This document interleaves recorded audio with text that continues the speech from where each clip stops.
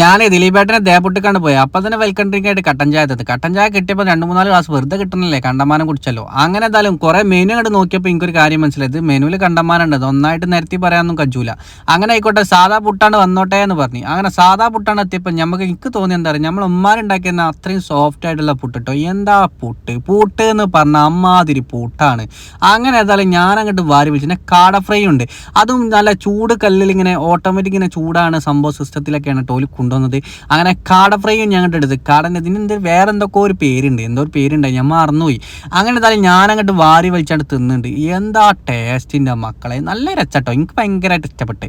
കാരണം ഇവിടെ ഇഷ്ടപ്പെടണമെന്ന് നോക്കിയിട്ട് കാര്യമില്ല, പൈസൻ്റെ കാര്യത്തിൽ കുറച്ച് ജാസ്തിയാണ്, 60 റിയാലായിരിക്കും കേട്ടോ. പിന്നെ പപ്പടം, പായസം ഇങ്ങനെ തുടങ്ങി എല്ലാ ഐറ്റംസും ഇതിൻ്റെ കൂടെ അങ്ങോട്ട് കിട്ടിന് കേട്ടോ. പിന്നെ എനിക്കിത് സാറ്റിസ്ഫാക്ഷൻ പൈസൻ്റെ കാര്യത്തിലാണ് എനിക്ക് പ്രശ്നമുള്ളൂ, പക്ഷേ ഫുഡിൻ്റെ കാര്യത്തിൽ ഒരു രക്ഷയില്ല, ഒരു കോംപ്രമൈസും ഇല്ല. എനിക്ക് ഭയങ്കരമായിട്ട് ഇഷ്ടപ്പെട്ട്. പിന്നെ അത് കഴിഞ്ഞ് സർപ്പയൊക്കെ ഒന്ന് ഇറങ്ങി കുറേ പ്രാവുംകുട്ടികൾ അങ്ങനെ കണ്ട് അങ്ങോട്ടേ വന്നിട്ട് എന്തെങ്കിലും കൊച്ചിമ്പിളി ഉണ്ടാക്കണ്ടല്ലേ. പിന്നെ ഞാൻ ഇത്രയൊന്ന് പാറിപ്പിച്ചെന്ന് വെച്ചാൽ നേരെ അങ്ങോട്ട് പോയി. ഇത് കുറേ കണ്ടിട്ടൊന്നും പാറിനില്ലേ. ഞാൻ ഒരു ഷവർമ്മക്ക് ഇവിടെ വെയിറ്റ് ചെയ്ത് കേട്ടോ, അപ്പുറത്ത് ഷവർമ്മ ബുക്ക് ചെയ്തിരിക്കണ്.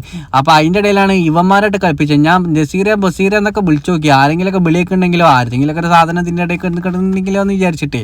അങ്ങനെ ഏതായാലും ഇങ്ങനത്തെ സംഭവങ്ങളൊക്കെ കാണുമ്പോൾ കുറച്ച് നേരം നോക്കിയിരുന്നു. നാട്ടിൽ ഇങ്ങനെയൊക്കെ പരിപാടി ഉണ്ടായതുകൊണ്ട് എനിക്ക് ഇത് കാണുമ്പോൾ ഒരു കൗതുകമാണ്. അന്നൊന്നും പ്ലെയിൻ കണ്ടാലും ഹെലികോപ്റ്റർ കണ്ടാലും വണ്ടി പോണ മാതിരി അതൊക്കെ കാണുമ്പോൾ നമുക്കൊരു രസമാണ് ജീവിതത്തിൽ.